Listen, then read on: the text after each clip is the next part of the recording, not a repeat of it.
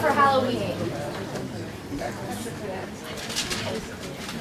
And since the talk tonight is on Hannibal Lecter, but also on horror fiction, and the best way to get everyone's attention is to have Hannibal speak for himself, what I'm going to do is start off tonight by showing the trailer of the original 1991 movie.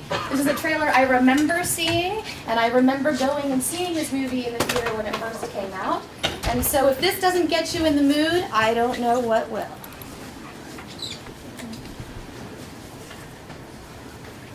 Oh dear, why did it do that? That's not the trailer. Oh. It's haunted. It is.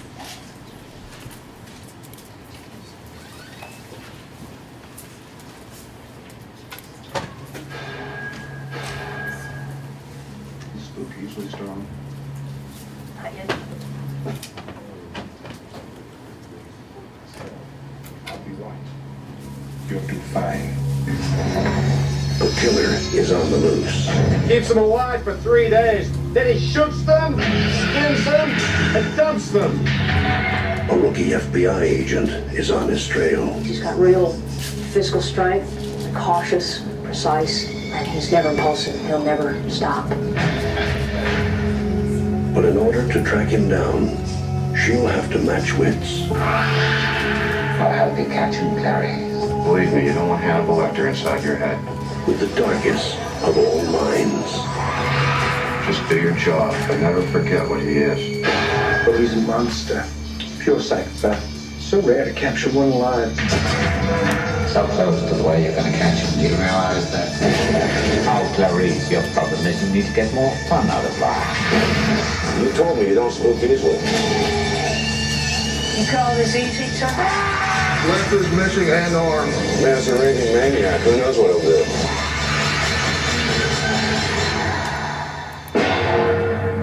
Thank you, Clary. Thank you.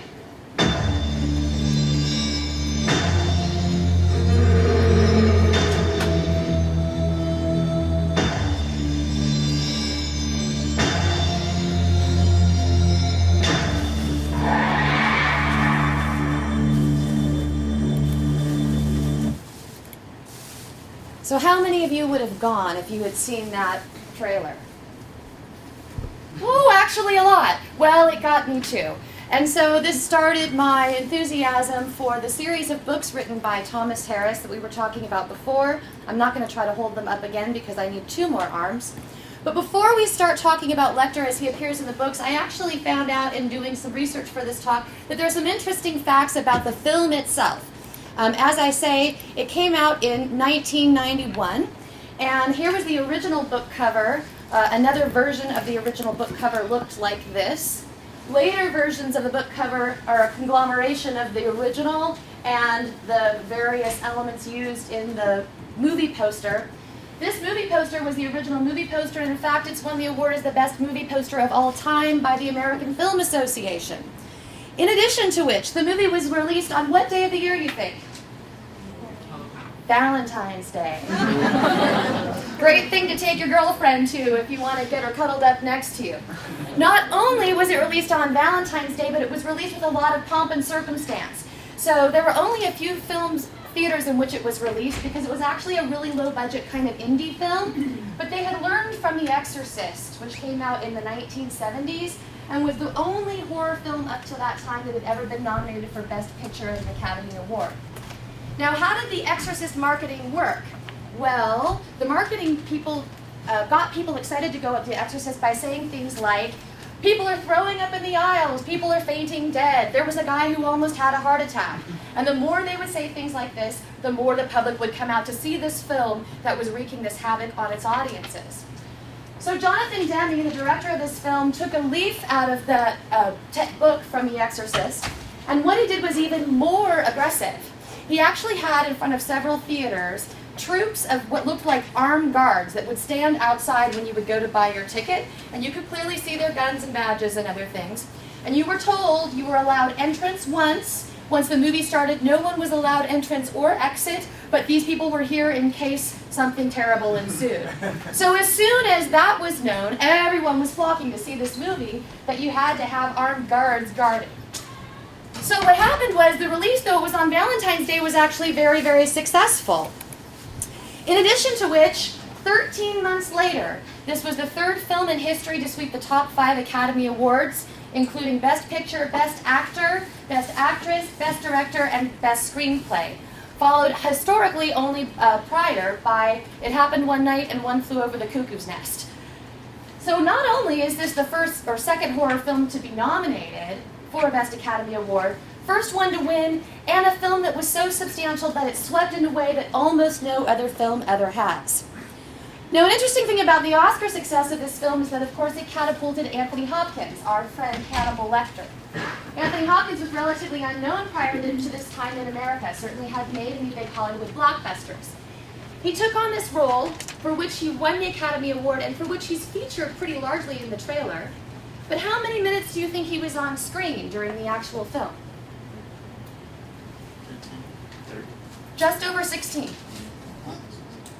And yet he's a central character, and his performance won him the Academy Award and catapulted his Hollywood success. The continued success is obvious given the number of books Thomas Harris went on to write about our friend Hannibal Lecter, though as we all know, Red Dragon came out first and predated Silence of the Lambs in the history of the stories told about Hannibal Lecter. But Thomas Harris was excited by how Anthony Hopkins had brought his character to life, and so let's see if I get the years right here, 1999 he writes Hannibal. 2 years later, 2001, we get the movie, but that's not enough for some of us who like backstories. So in 2006 he writes Hannibal Rising, which tells us of Hannibal's beginnings, and immediately in 2007 we have a movie. And what do we have now? A television show. 13 episodes last year from, I guess, starting in April through the summer. And for those of you who saw it and liked it, you'll be happy to know it's been picked up for a second season, and they're now filming it. So it continues to be successful, and it continues to be successful in other interesting ways. In 1998, the American Film Association ranked it as one of the greatest 100 films of all time. It got number 7th for having the scariest movie moment. The American Film Association also, in 1998, cast Lecter as the number 1 villain in all of movie history, and Starling as the 6th greatest movie hero. In 2011, an ABC and People magazine poll that, instead of asking those people who work for the Film Association, asked folks like us, got this result. Silence of the Lamb was number 1 best suspense thriller horror, and Hannibal Lecter was number 4 for the greatest character of all times. Not the greatest monster, not the greatest villain, but the greatest character of all times in movie history, according to popular opinion. So somehow, this person has created an entire industry. He really appeared in the first book as just a little subsidiary character. And yet, look at all the success we've had, and look at how weird it is. He's Hannibal the Cannibal, and yet, it's not just me, it's many, many people who love, admire, and adore him. This is a kind of frightening fact about ourselves, isn't it? That background being given, in the year prior to the film release of Silence of the Lambs, this book came out, called The Philosophy of Horror or Paradoxes of the Heart, written by philosopher Noel Carroll, who is the number 1 living aesthetician or philosopher of art today, more prolific and more pronounced than anybody else in the world. And he has a history of having PhDs in philosophy and film, and he's kind of a monster movie buff. So I guess one weekend he thought he'd sit down and write down all his thoughts about monster movies, and we got a comprehensive theory of horror. At the same time, one of the things he was really concerned to address is this kind of problem that we already might be feeling. Lecter is a bad guy. We know it, and yet we love him. What's going on? So Carroll describes one of his goals in the philosophy of horror as addressing what he calls the paradox of horror. It's this. Many people enjoy horror fictions. Horror fictions typically raise fear and disgust in their audiences, but fear and disgust are unpleasant. So does this entail that people enjoy that which is unpleasant? That sounds paradoxical. And of course, if there's a paradox anywhere in the vicinity, the philosopher will want to jump on it because we love trying to work out these intellectual conundrums, usually to show that what seems to be paradoxical or contradictory actually is not, and we can resolve it somehow. So tonight, our friend Clarice What we're roughly going to be thinking about is what is horror, why we would care about horror, and what, if anything, might be the value of horror. And time permitting, I'm going to do it in 4 steps. I want to start by talking a little bit about what I call Lecter's world, which is the world of Hannibal as constructed from both the films and the 4 books. Then I'm going to give you a little insight into Carroll's account of horror, the philosophical account he gives to try to resolve this paradox that we seem to find ourselves in when we love Hannibal. I wouldn't be a good philosopher if I left Noel alone, right? So I'm going to have to say that I think in light of thinking about Lecter's world and Hannibal Lecter, we might want to offer a couple modifications of Noel Carroll's view. And finally, I want to mention very briefly the notion of moral monstrosity and its connection to the potential value of horror. So let's start with Lecter's world. Of course, at the center of Lecter's world is Hannibal the cannibal.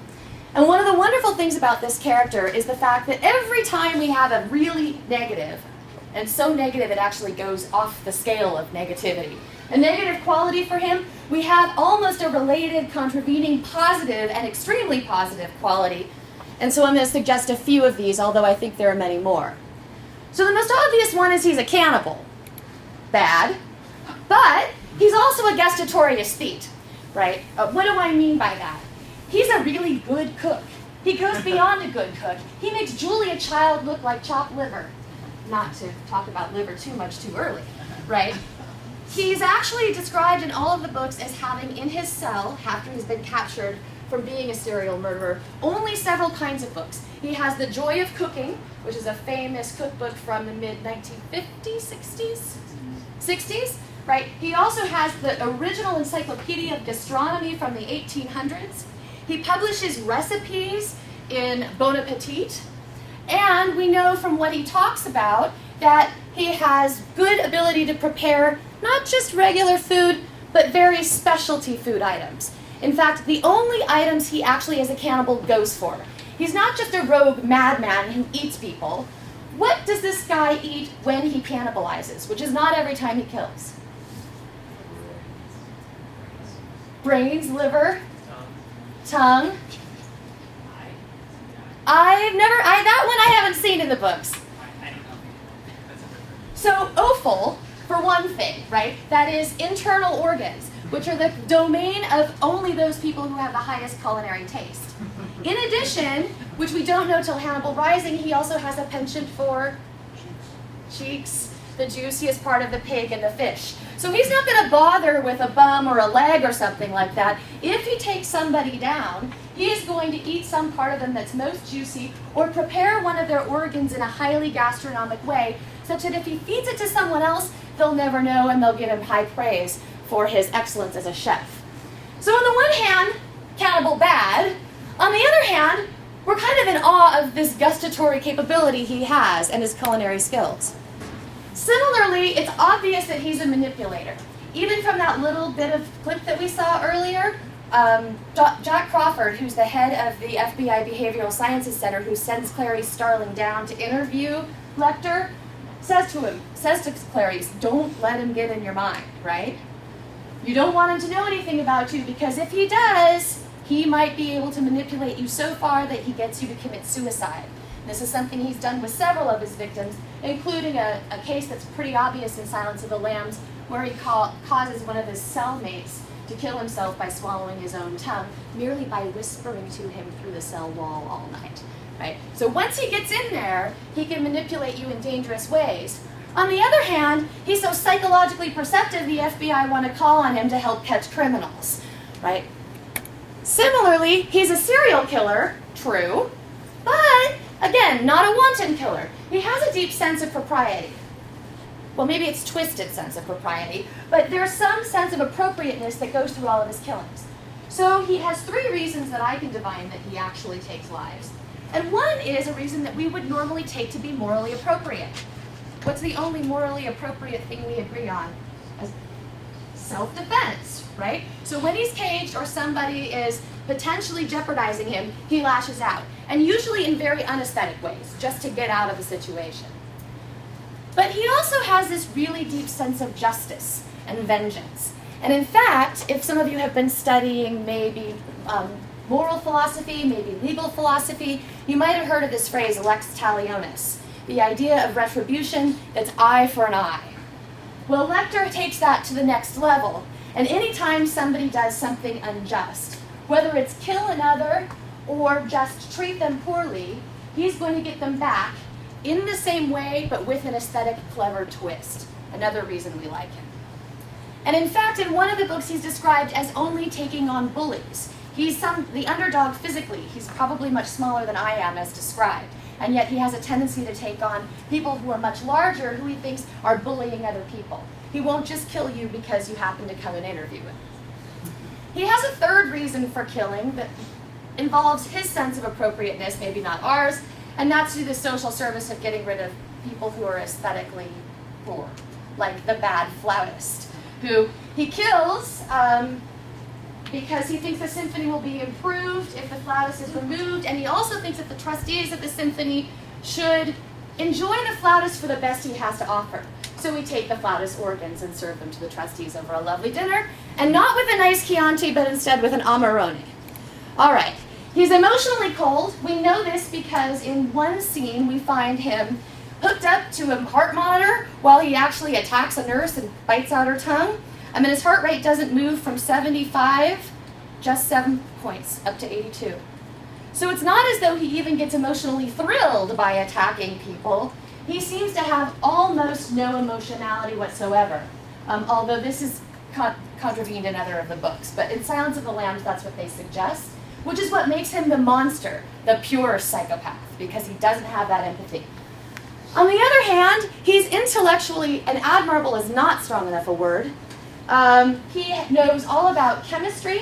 He can write codes in foreign languages. He speaks something like 7 languages. He's actually working on mathematical formulas that should overcome the current mathematics about entropy, and they're taken seriously by people in the field. So we've got widespread intellectual acumen when we look at this guy in his life. Part of what makes him so successful as a manipulator, of course. And then he's hideous, right? I mean, he's not, even as Anthony Hopkins portrays him, not very nice to look at, and the whole thing gives us the creeps. And yet he's frequently described as being very stylish and very artful, even in the manner of Cary Grant in certain movies.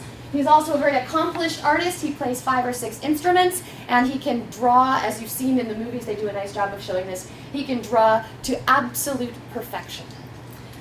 So all of this adds up to what I want to describe as this, for us, moral ambivalence.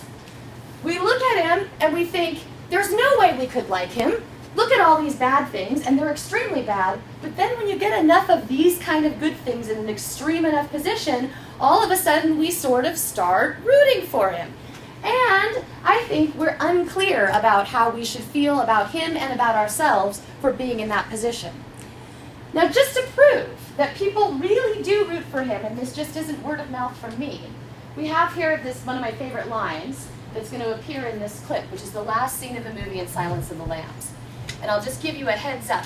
When I was in the theater and saw this when it was first released, we'd just gone through 2.5 hours of horrible, graphic, awful things. We were pretty sure Horrible Lecter was a terrible guy, and yet at the end of this scene, the entire theater broke into applause. Do you guys know which scene is coming? So this is the very end of the movie for those of you who haven't seen it. Sorry, this is a massive spoiler alert talk. I should have said that. Oh no, it might come up. Well, if it doesn't come up, I won't spoil it.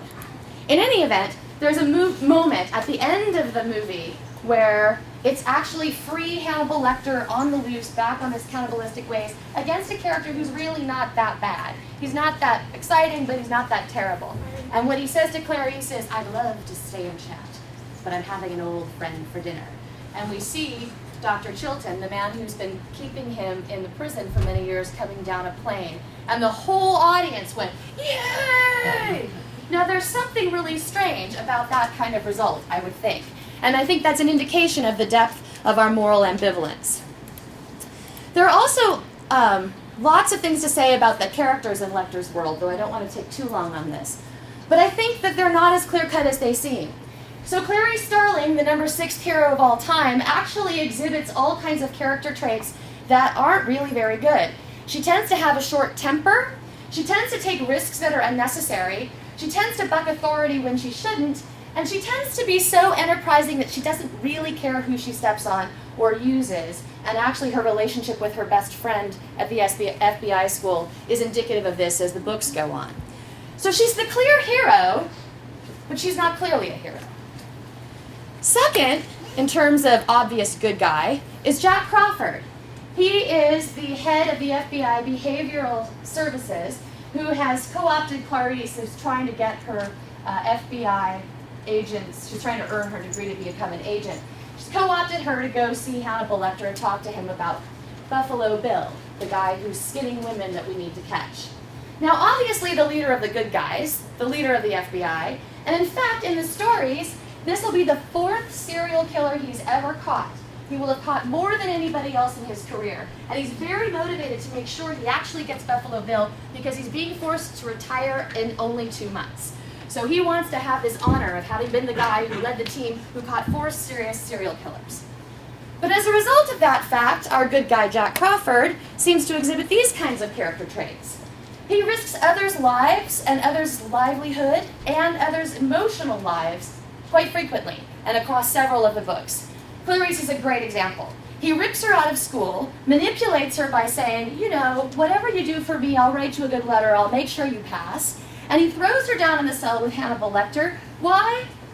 As man bait, right? Because he's tried this before with men in Red Dragon, and it doesn't work. Lecter won't talk, right? So we get a young, pretty, smart starling, and we throw her in there even at risk to herself. Why? Because the most important thing is getting my number 4 catch. So he's also manipulative, and in odd ways insensitive. And I'll just give 2 quick examples. One is he says something really anti-feminist in front of Clarice Starling at one point, which she calls him on. The other that I think is more robust and doesn't appear in the movies is, during the whole course of the time we're looking for Buffalo Bill, Jack Crawford's wife is dying on her bed at home and she only has about a week or 2 to live.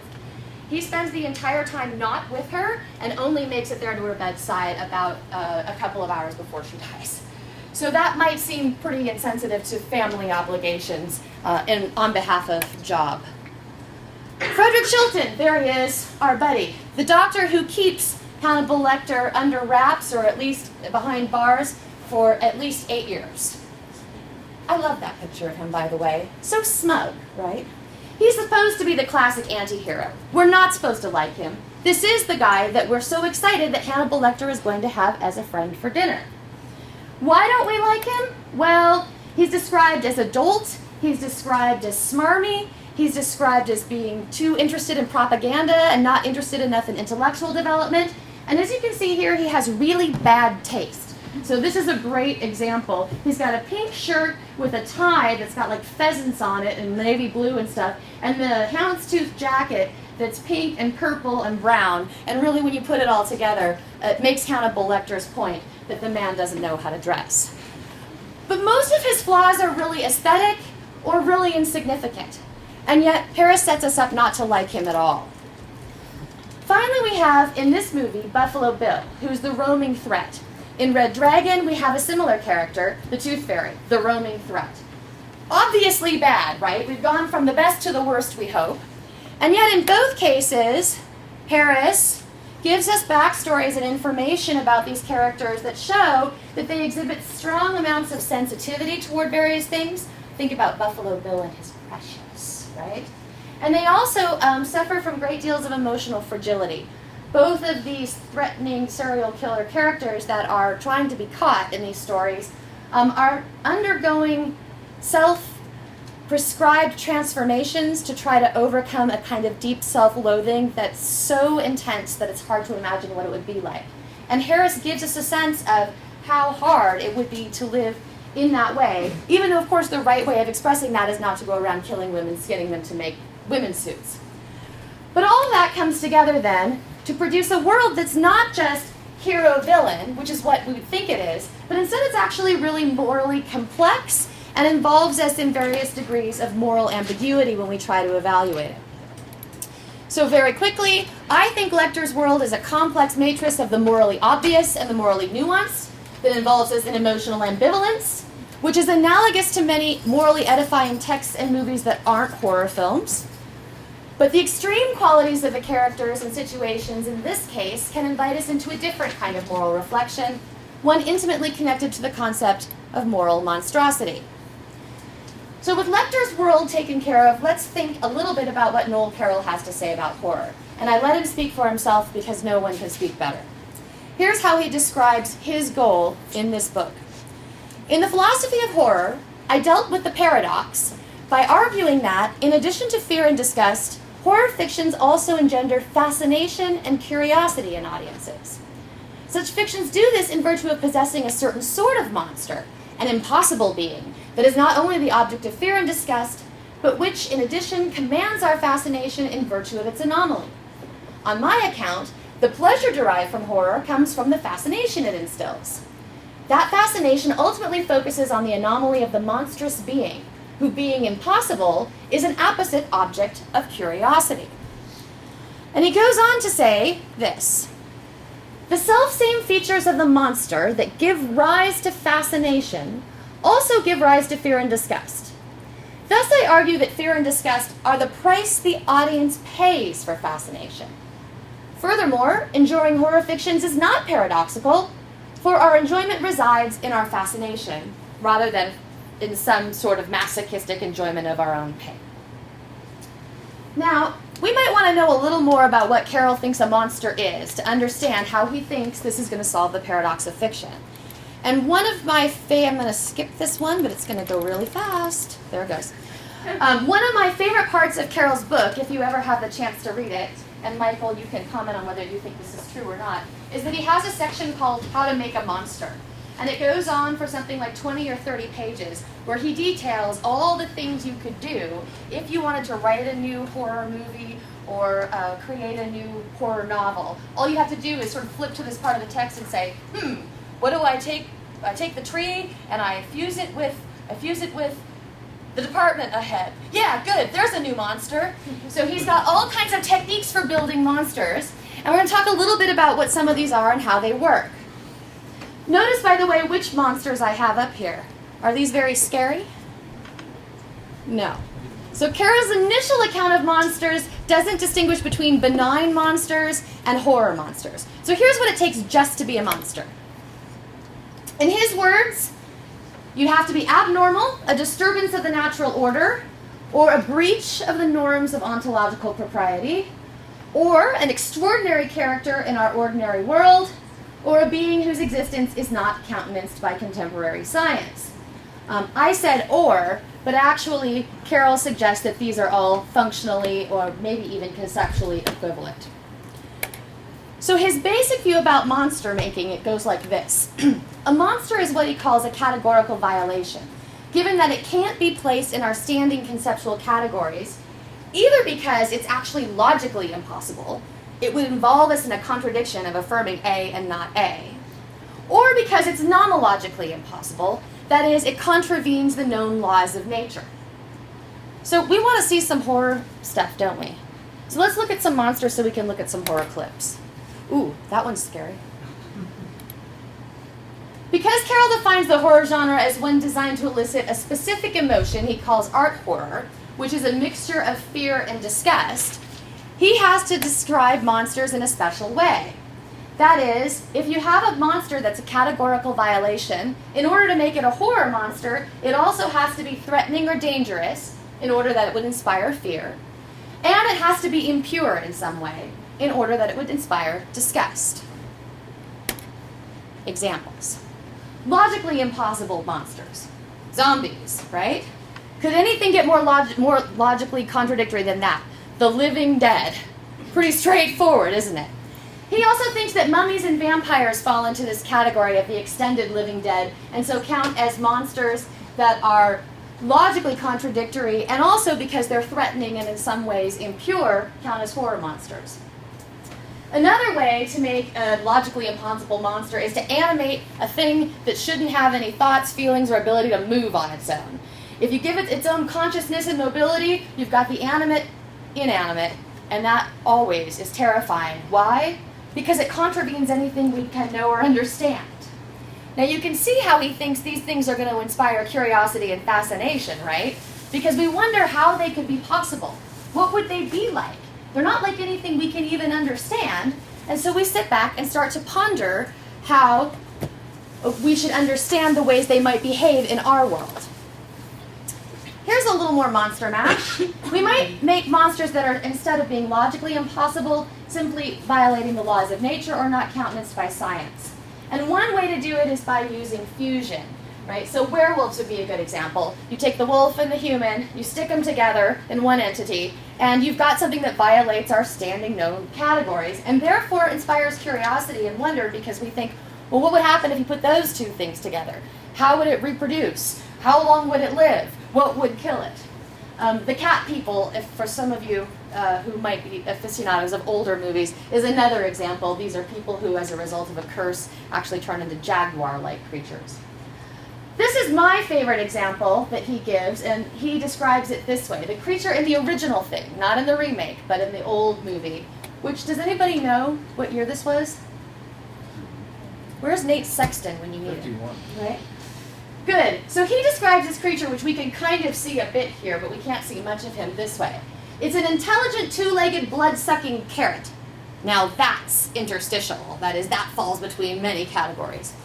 And one of the things that I want to do is have us watch the trailer for this film, because it raises the other important feature of Carol's account, according to which what really fascinates and makes us curious is the fact that these weird creatures can figure extremely well in what he calls narratives of disclosure. What's a narrative of disclosure? That sounds like a fancy term. That's a story that asks questions and answers questions, and asks a new question, and answers that, and asks a new question, and keeps you moving along by giving you just a little bit of information to answer a question you had and then raising another question. So that by the end, all the features of the world should be disclosed to you, you would hope. And it's the satisfaction of the questions that are raised that you find delightful, according to Carol. And it's also the fact that monsters are so strange that they make great central characters in narratives of disclosure, because there are lots of questions to ask about them. So here's an example of how narratives of disclosure on Carol's view work, and also a fun throwback in honor of Halloween. See how long we have to wait for this one to come up. Come on, baby.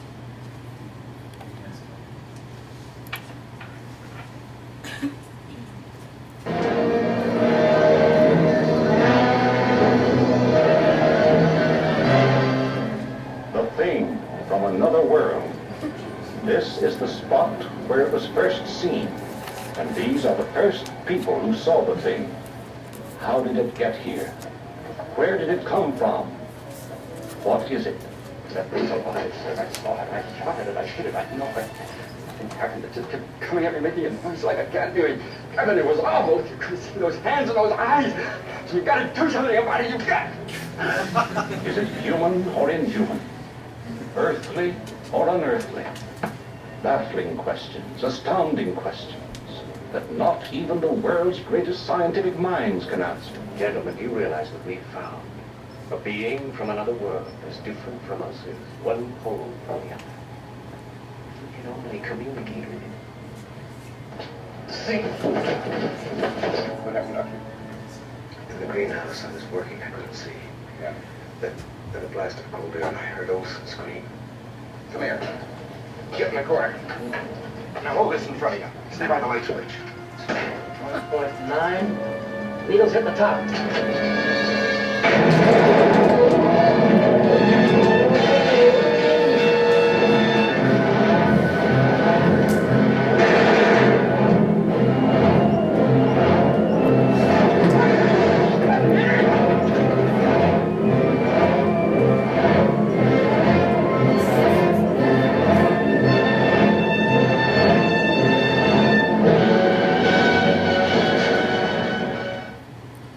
Good, so I think that trailer, beside being a really fun throwback, and using Nor in the second subtitle there, gives you a really strong sense of what Carol's basic view is up to when he says, the way these things work by putting monsters in the middle of them is to inspire fascination and curiosity. What will kill it? How many will die? If we could only communicate with it, how would we do it?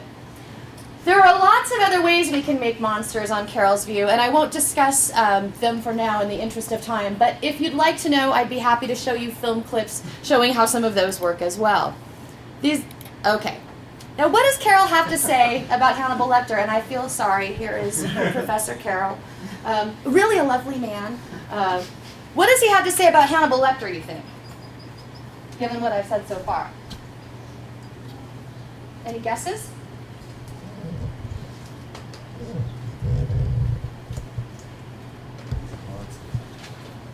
Well, actually, Carol... Oh, whoops, who did I miss? No fair, Michael Stefnik. Is it maybe that he isn't a monster? So, we want to know what happens in Carol's account with the Norman Bates and the Hannibal the Cannibals and the Leatherfaces and the Michael Myers, or Henry in Henry Portrait of a Serial Killer. And what about that rabies-infested dog in Cujo? In 1990, when this book comes out, Carol originally claims none of these are monsters, and therefore none of the works in which they appear properly count as horror. And instead, they should be understood either as tales of terror or perhaps just thrillers. Why? Because, as he puts it, they exhibit psychological phenomena that are all too real. And I want you to keep that quote of his in your mind as we move forward. This is what Carol says in 1990. Now, my first objection, and I have a series of them, but we're going to focus on this one for now, is that Carol's notion of a monster is too narrow. And it's too narrow even for his own purposes. Because he claims in the beginning of this book that he wants to keep paradigmatic cases of horror on sure footing.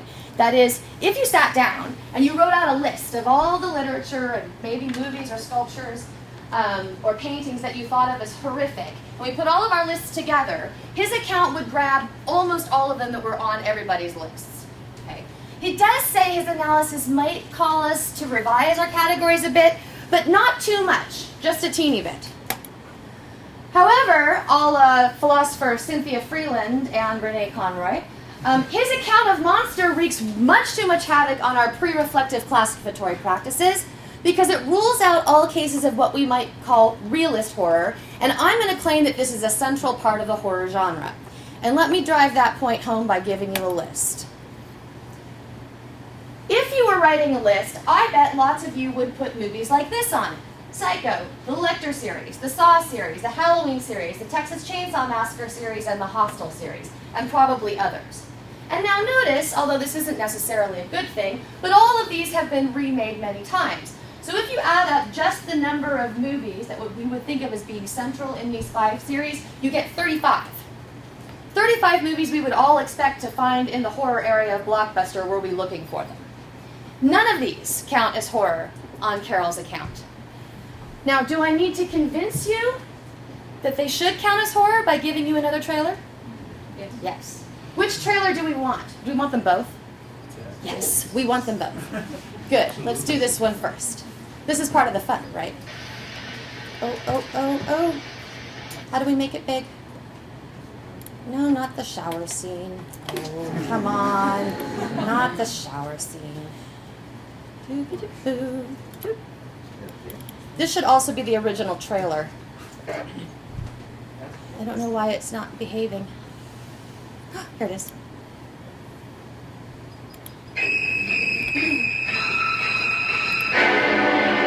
Here we have a quiet little motel, when in fact it has now become known as the scene of the crime. You have a vacancy. Oh, we have 12 vacancies. Isn't this the first place that looks like it's hiding from the world? I think that we're all in our private traps, clamped in them.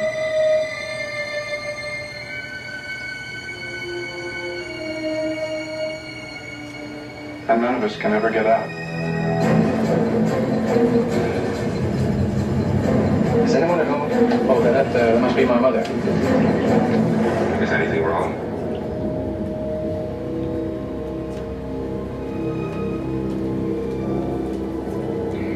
Am I acting as if there's something wrong?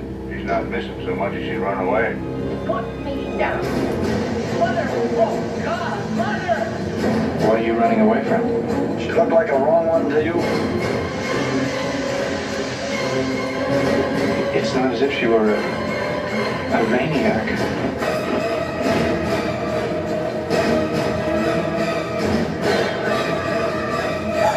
She just goes a little mad sometimes.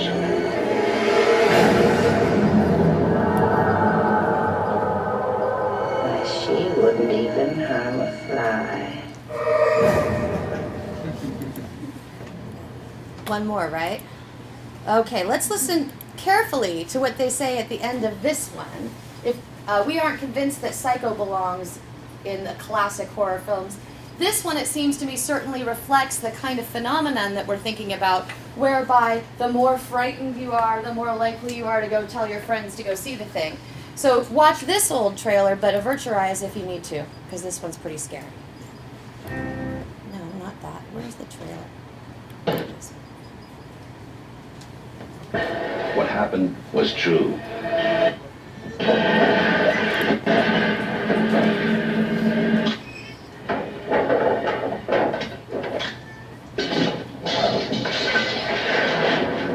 The most bizarre and brutal series of crimes in America.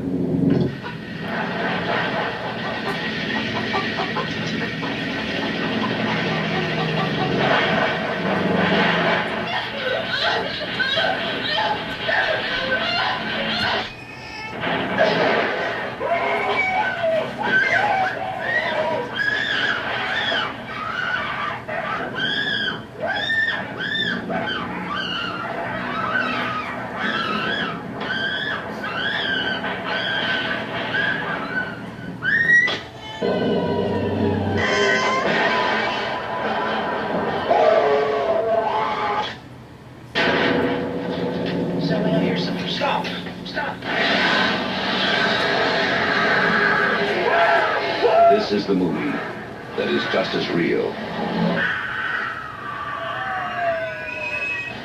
just as close,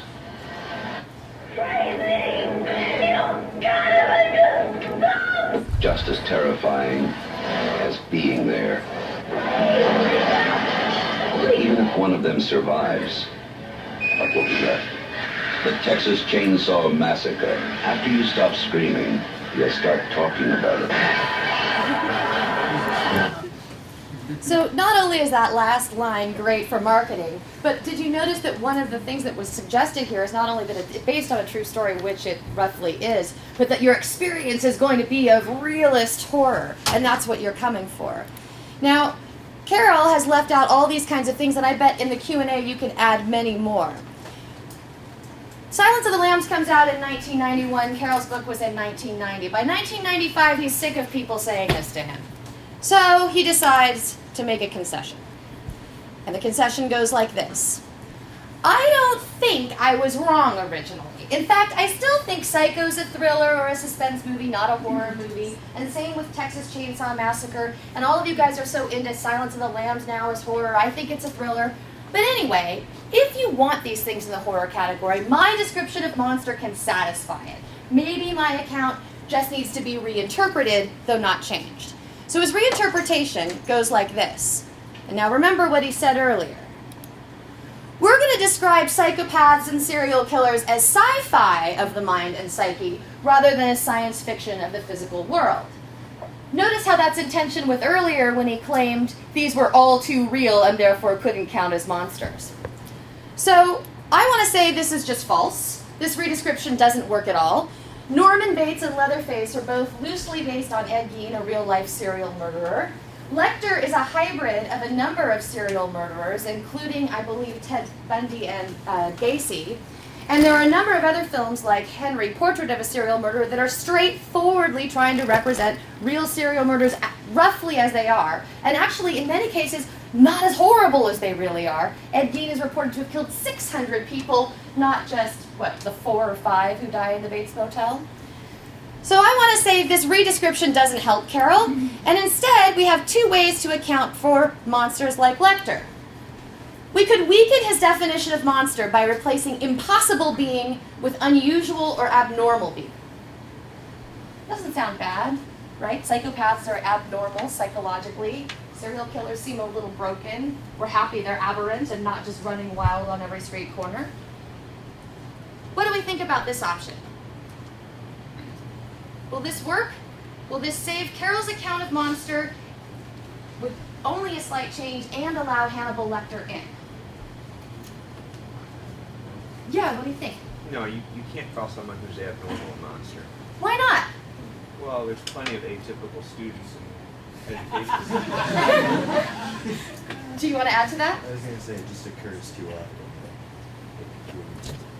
Exactly my thought, right? So I said this is a bad idea because it makes the account of Monster too strong. Anytime we have something rare and that's potentially threatening because it's rare, it becomes a horror monster. And so I didn't think of cases like this. I thought of other kinds of cases, and I'm glad to have as many as you can add to the list. People with extremely high IQs we find kind of threatening. Maybe they even disgust us because they can remember everything that they read. But it would be really wrong for us to think of these as horror monsters. And we might have a similar reaction to someone with unusual physical strength. Again, we might be somewhat frightened because they could, if they wanted to, really take us down in a big way. But on the other hand, it's not as though that rarity of being much larger or much stronger deserves to get the moniker monster, let alone horror monster.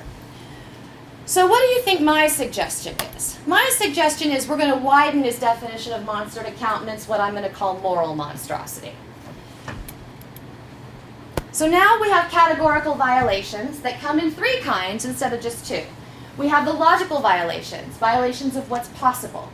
We have scientific violations, violations of what's known. And we have monsters that are moral monsters because they violate what's acceptable or falls within moral boundaries. I think this category is going to help us capture all those cases that Carol left out. Now what we'd want is a better description of what it takes to be a categorical violation of a moral sort. And I can't give a full description tonight, but let me suggest a couple of possible ways that you could follow up on this. So one thing you could say is something like this. The categorical violation comes out this way. It's a human entity that is other, as all monsters are, because it's incomprehensible to us from a sort of insider perspective, because it lacks to a non-negligible degree some things we think of as being morally basic, like feeling empathy toward others, feeling remorse for our actions, maybe feeling pangs of conscience.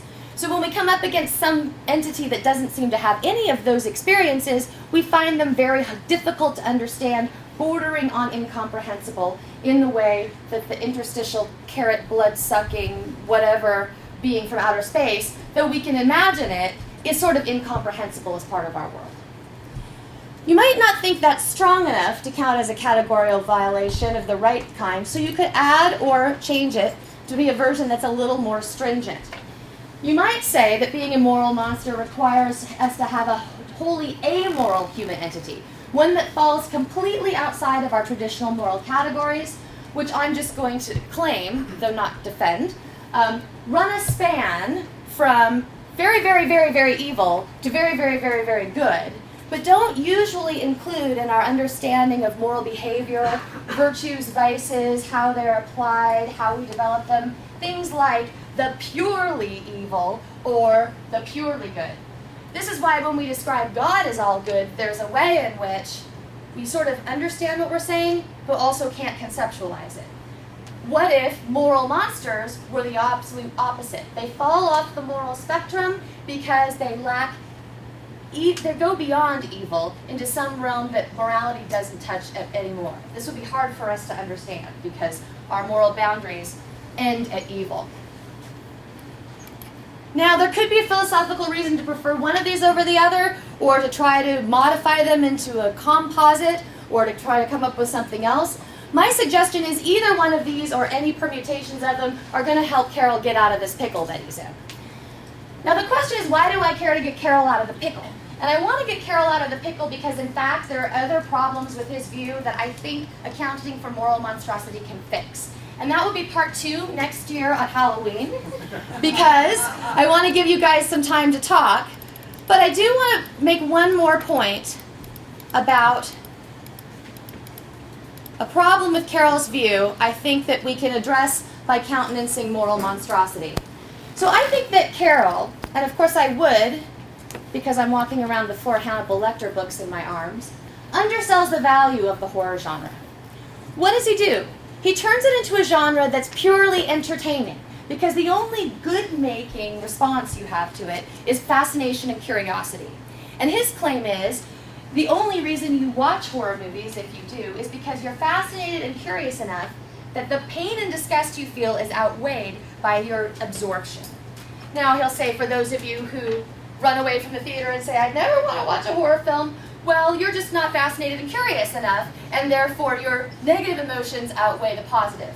But for those who sit through it, it's wholly intellectual. There's nothing affective going on. What that does is it turns horror films into not just mere entertainment, but something like Sudoku puzzles, on my view. That is, it's intellectually absorptive. But why should I prefer a horror film to a Sudoku puzzle if this is what the goodness of horror genre and horror fiction comes to? So I want to say, if we have an account of horror that can give a place for our Hannibal Lecters and our Norman Bates and all other manners of moral monstrosity, then we can be asked to attend to various kinds of moral complexity, ambiguity, and ambivalence, among other things, and therefore we get a theory of horror that makes it worthwhile in ways that go beyond Sudoku and that are also, I think, sensitive to the historical roots of horror as a genre. So one thing that Carol points out is, although the horror genre begins in somewhat earlier, in sort of popular thought and parlance, it really begins around the time of Mary Shelley's Frankenstein and Robert Louis Stevenson's A Strange Case of Jekyll and Hyde. And I want to suggest that all of the fiction that comes out of that period that features monsters and brings monsters to the fore and brings them to our attention and therefore makes a genre are actually quintessentially moral tales. They involve monsters, but they're really about various kinds of moral reflection.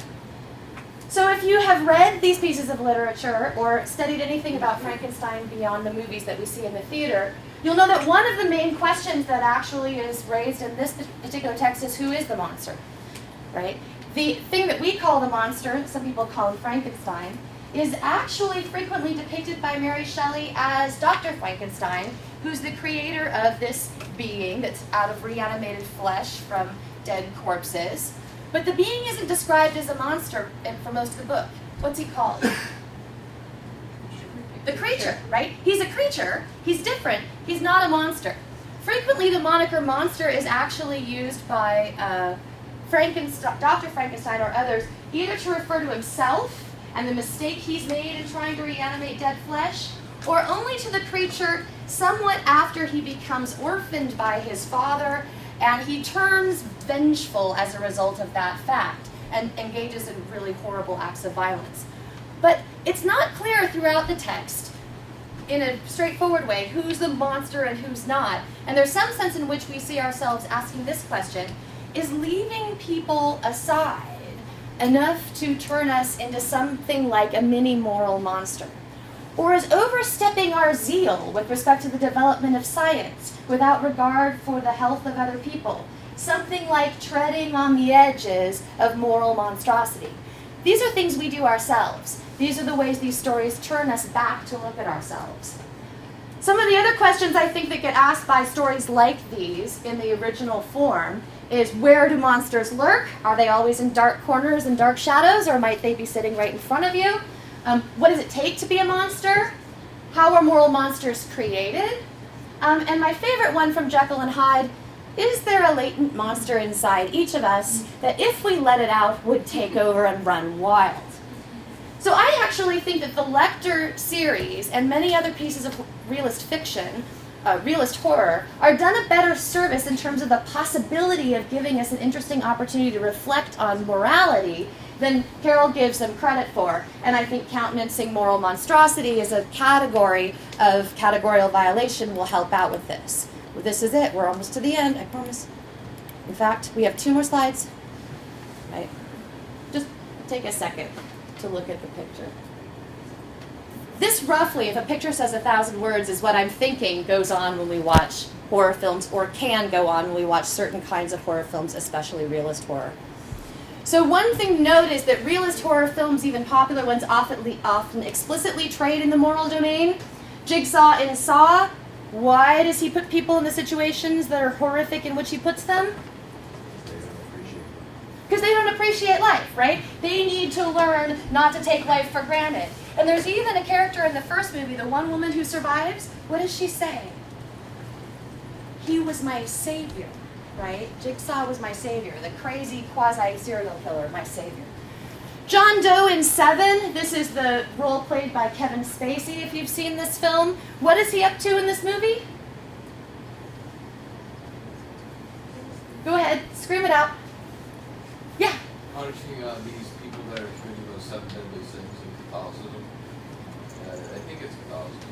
Mm-hmm. And so he only targets people who are committing the sins, and how does he ultimately murder each one of them? By that sin. Right? By exaggerating that sin. They made their bed, now they got a lie in it, so to speak. And this gives us a real strong sense of the moral underpinnings that can be at work even in these sort of crazy cases of serial killers. I want to suggest that Henry, in Henry the Portrait of a Serial Killer, as a movie, does something different to us in terms of moral reflection, because this is actually a very flat movie, not that exciting, really low budget, 1990, made on 16mm film in something like 7 days. But what is it? It's a point of view shot the entire time through the eyes of a serial killer, right? And what's interesting is the world doesn't always look that different from that perspective, at least as the movie suggests. And so we could sometimes have an opportunity to reflect on the potential moral monstrosity that we might be flirting with on a daily basis, or we might be coming up against on a daily basis by engaging with realist horror. I think this is also true of non-realist horror films. I have examples, but I'm going to skip them. Furthermore, I just want to point out, it's been recognized that horror fiction is especially well suited to what they call transformative education, and I suspect that people in the English program will know more about this than I do. We have a number of English professors around the country who are using horror fictions to get students to think outside of the box and to reevaluate their perceptions, so that they don't just go in with a certain set of presumptions and stick with it, but instead shaking them up a bit by getting them to think about the screen, by getting them to think about how fear is never just fear itself, is part of transforming their perspective so they can question implicit assumptions. And I've got an article on this by a professor named Michael Arzon called The Unlearning, which talks about a class that he teaches in this manner. So it's looking like horror fiction, and especially realist horror fiction, which figures largely in his particular course, has more to offer morally than Carol suggests. Eventually we're going to get there. Come on, baby. So, in brief, I recommend we find a way to give Lecter his due in a theory of horror, both to be responsive to our typical conception of the genre and to acknowledge its place in a rich life that includes both entertainment and ethical reflection. But caution's in order. This is the last line of Hannibal as written by Thomas Harris, the last thing we know about Hannibal Lecter, the character. Thomas Harris writes this: "We'll withdraw now while they are dancing," Clarice Starling and Hannibal Lecter. "The wise Barney, who's the guard who's taken care of Lecter for years, has already left town. And we must follow his example. For either of them to discover us would be fatal. We can only learn so much and live. And it might be the case that the moral mirror that some horror fiction holds up to us ought to be put down in favor of entertainment, at least on some occasions." Thank you very much.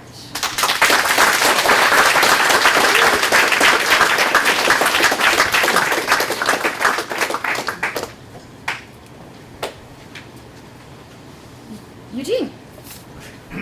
Well, as you know, Nola's been a friend of mine for 25 years, and I'll just mention that 25 years ago, because you put up his picture, he looked a lot more like Leonard in The Big Bang Theory. Yes, yes. These are relatively recent shots Right. of him. Yeah. But I think he's totally wrong. Okay, and you're right, because Good, I get to the thing about a horror movie is that it's play horror, in the way that rooting for a sports team is play loyalty, and that's sort of what's characteristic of the genre. And to see that it's not just a price we paid, you see that the way that they're advertised is always, you'll scream, not you'll be fascinated despite your screams, right?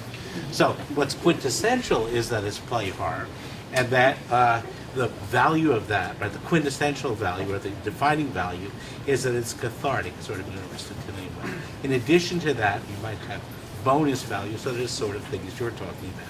Those are over and above, or in addition to the cathartic value of dealing with things like horror in a way that it's play horror so we can deal with it.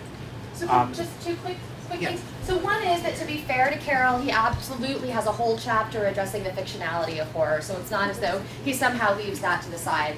It's just not part of the presentation I gave tonight. So I always want to be fair to Carol. On the other hand, I disagree with you that horror could be understood as cathartic. Because in my experience, phenomenologically, if something really frightens me in a horror film, it's not as though when I leave, all of a sudden I've released the fear. Instead, every shadow becomes that possible looming monster, and I could go home and be afraid, not just for weeks, maybe for years.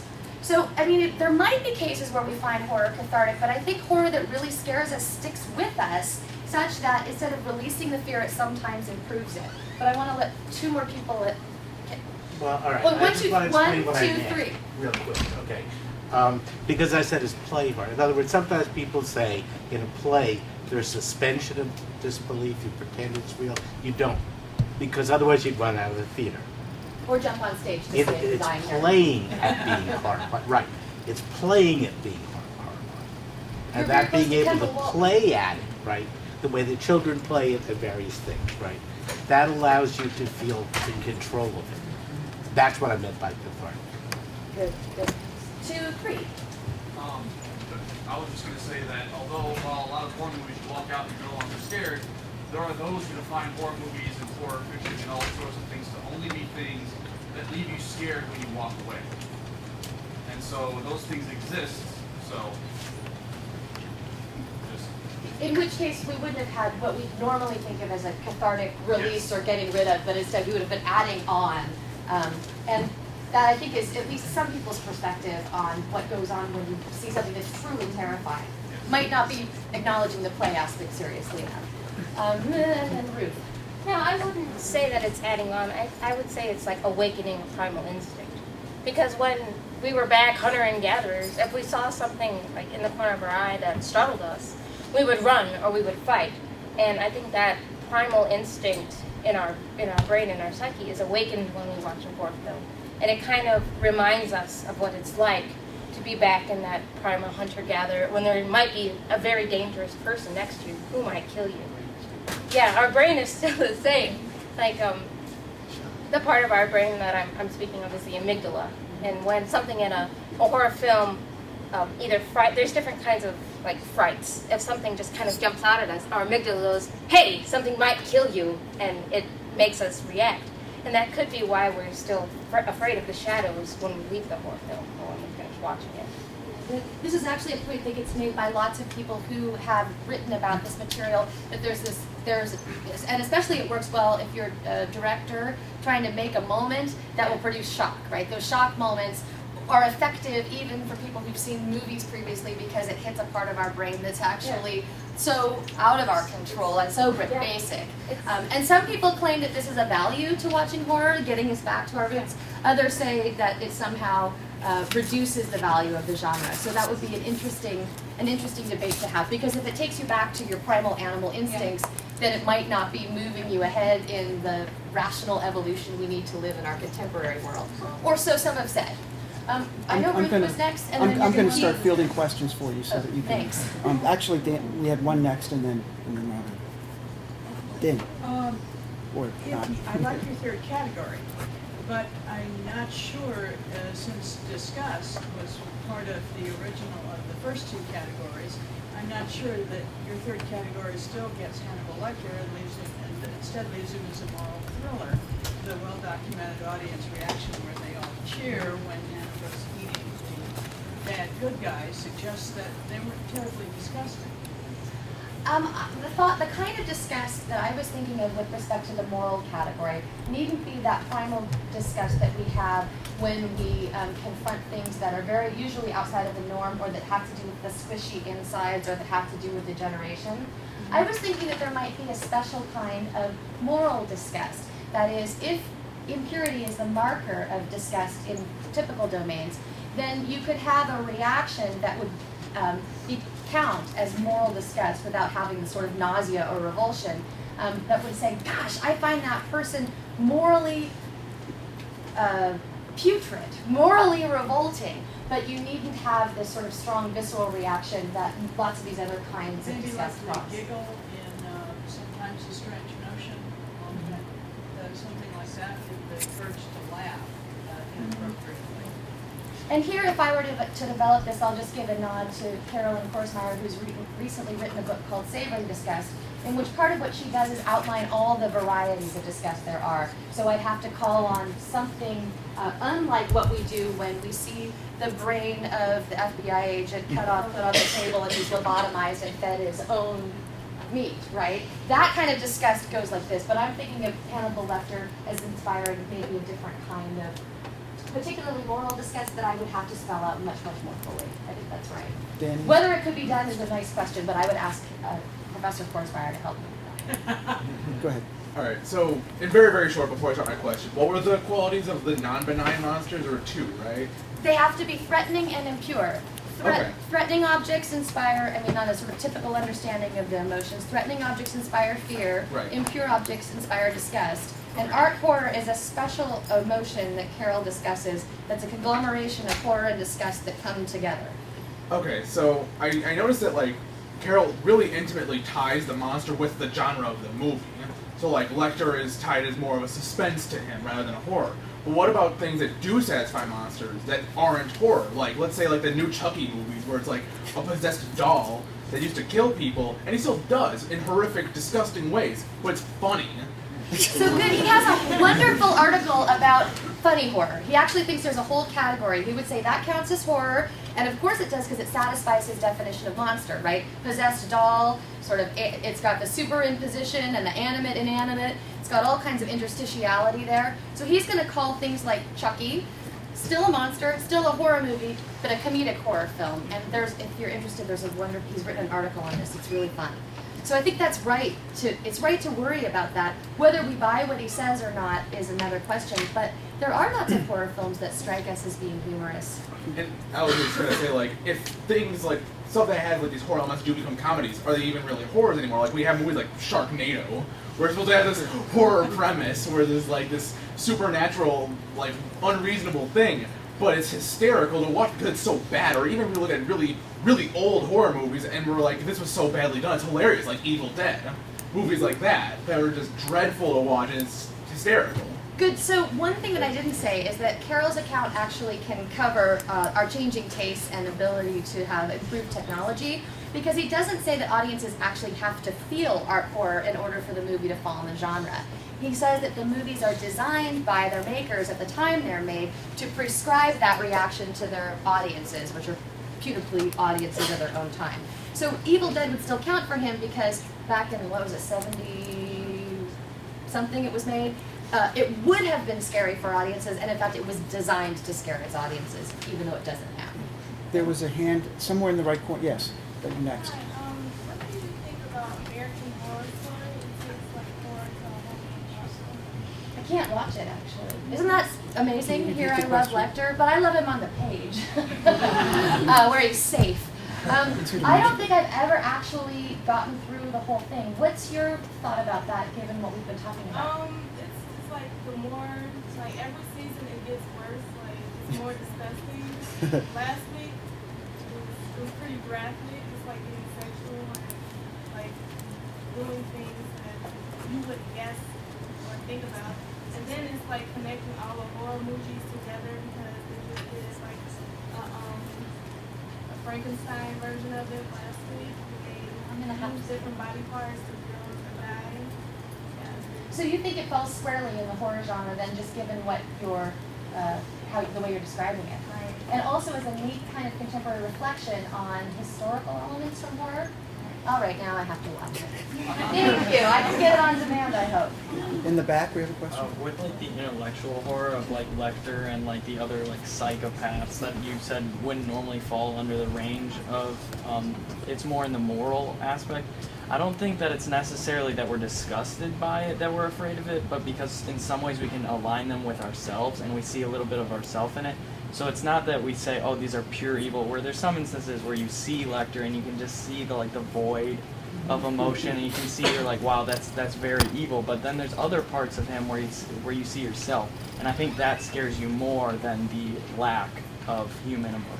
And in fact, though it was very poorly articulated there at the end, this was sort of my idea, that when we have a realist horror monster, we're offered these moments and these opportunities to see the movie as reflecting ourselves, which when we're looking at what I call fantastic horror, right, interstitial carrots that are blood-sucking from outer space, it's entertaining, it's fun, but no one's really looking themselves in the eye, nor are you worried about running into one of those things and how you might treat it if you happen to cross one next week. So I absolutely agree. Thank you for that thought.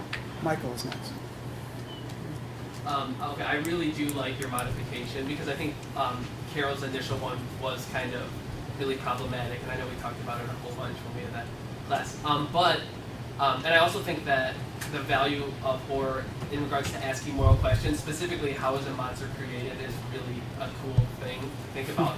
But I think that there might be a problem if you start, like, if you can kind of figure out the entire narrative as to why specifically humans would be disregarding certain morals and killing people. Like, I'm thinking of Richard III and Psycho and, what was the other thing? Oh, the Killer in Red Dragon. Like, they all have issues stemming back from their childhoods that can kind of see, where you can kind of see maybe why a certain moral, like maybe don't kill someone, wouldn't be nurtured. So if that were the case, we were to figure out that that was their cause, could we maybe say that they aren't monsters, that they're maybe, unless they're maybe smart enough, like Hannibal Lecter, to see that this is something that's wrong and that they're still doing it? So this is one of the things I had in the back of my mind when I was talking about the moral ambiguity that comes up with Buffalo Bill. It also comes up with the Tooth Fairy, because even in the movies, but also explicitly in the text, we get a complete backstory. And you're like, there are serial killers who are skinning people. That's gotta be bad. They're monstrous because they can do it without compunction while they're doing it. On the other hand, there are these deeply traumatized human beings who have come out of a really horrible situation quite scathed. And so we're thrown back and forth, sort of knowing we should hate and loathe, and yet sometimes feeling sensitive for. And I don't know what you think, but I think this happens in Hannibal Rising when we get his backstory too, finally, right? I mean, so I don't necessarily think that having the backstory has to mean that we would no longer call them moral monsters, but I think what it'll do is it'll throw us in that moral ambivalence that'll require us to do more moral reflection, and so I'll take it. Yeah, that's why I really like your Up front. Okay, so just to clarify, Connolly is saying that we like horror films because of the curiosity and fascination that it provides, but as a form of entertainment. But what about like the sheer adrenaline rush of knowing that you're startled or you're surprised, but you're safe at the same time? It's just like getting on a roller coaster and being dropped. You know nothing's going to happen, but it doesn't stop your heart from beating fast. It doesn't stop your adrenaline from pumping, and it doesn't stop like this curse of emotion going through you that's exciting and thrilling. Perfect, right? You get an A+ in the class, Lynette. This is one of the objections that I didn't talk about that is frequently made against Carol's view, because it's got this hyper-intellectual aspect to the source of our pleasure. And we talk about a character by the name of Norman. Norman's a guy who's just in it for the thrill. And what does Norman say after he plunks down his $25 to see the latest horror film and he comes out of the theater? It wasn't scary enough, and so it wasn't a good horror film. And you say, well, Norman, did you find it interesting? Were you curious? Did you follow along the plot? And Norman says, oh, sure, it was fascinating, but it stunk because I never got that adrenaline rush. Carol's account just can't account for that phenomenology at all. And this is what some people think a real problem. He actually tries to claim that very few people actually go to horror films for this reason, and then he also goes on to claim that the only ones who do are young boys who are looking to show that they're macho and they can stand it.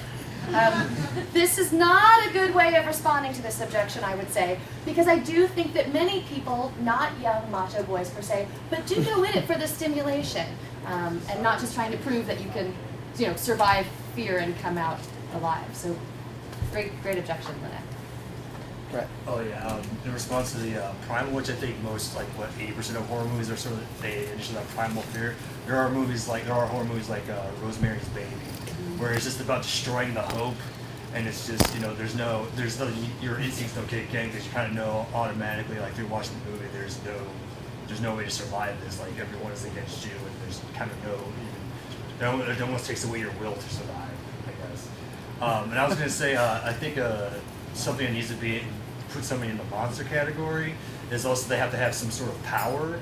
I don't mean like you spoil, like they have to be a sort of effectiveness to it. Because I mean, how could I don't see how you could be like if they just immediately like just took out the guy like right away. He didn't really kill anybody or anything like that. It would be hard to call them a monster, even though they had the intention to, or had or if they were psychopaths as well. And also, would we agree that there are killers that aren't monsters? I mean, even people that enjoy killing, but we wouldn't. So is like a monster a higher form of killing, or is it like I think Hannibal Lecter, like if you took away his cannibalism, it'd be hard. It'd be kind of hard to call a monster then. I think he'd kind of just be like a really good killer, if that makes sense. I mean, I might be wrong, but I mean, it seems like there's that other level that there's a monster. There's no other way you can describe it. It's still spirits. Oh, thank you, Brett. I just want to let everybody who had a hand up get to talk, so we can chat. Go ahead. Yes. Yeah, I'd like to go on what that young man said over there about how we can like put ourselves like in Hannibal Lecter's shoes, like it's so believable, and like it's also really like relative to relative to like even other people that we've seen on screen, like Dexter. Like it's completely ironic too. He's a serial killer that kills serial killers, and like we get to like understand that plight, and it's like it's almost kind of scary because we almost could see like ourselves doing that. He has like this moral objective, and I also want to like say how like the mystique behind Hannibal Lecter, like on film, you know, see him for 16 minutes, you know, see Buffalo Bill for like even less. And he has a chance like to kill Clarice in there, like, and it's just like also really creepy to know that it could be any American town because it's he lives in Calumet City, right? Yeah. That's the best If I had part. renewed respect since moving here recently, revisiting these films, it But felt no, a there's little gonna be close to Buffalo home. Bill over like Whiting, you don't know.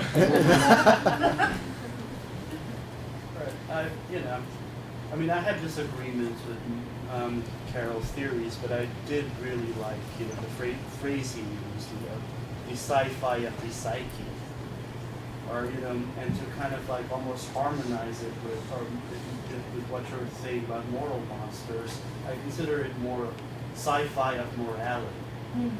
Like with sci-fi, we consider what-if scenarios about science and about history, but here.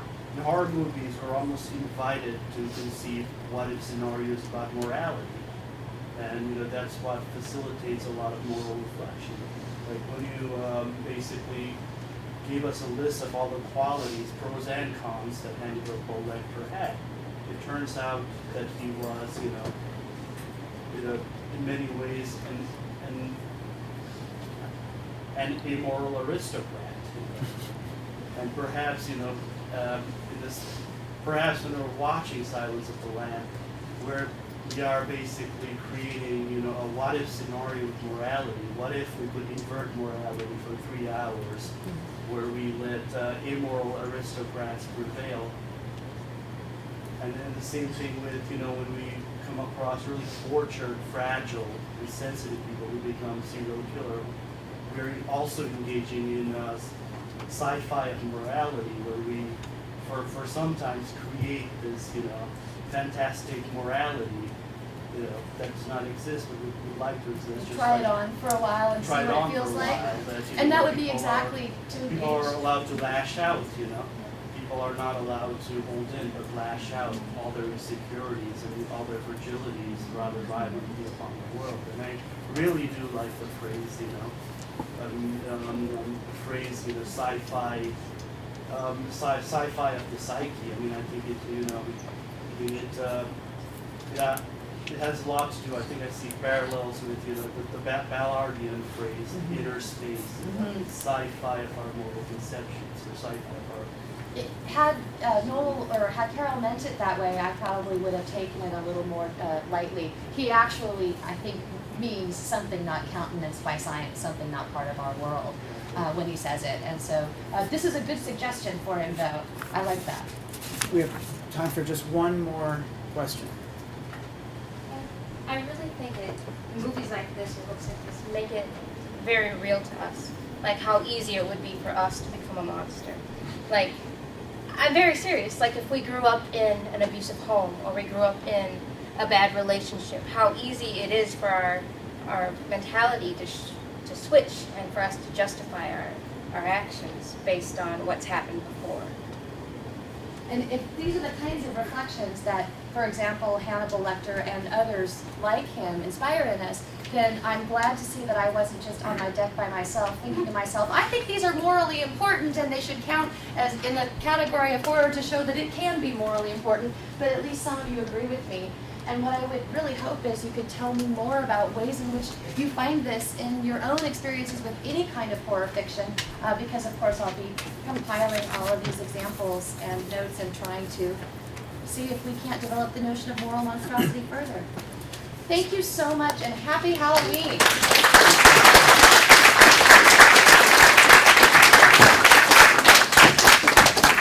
If anyone wants to get on the mailing list for a philosophy event so that you know when they're happening, just come up and we'll get your email.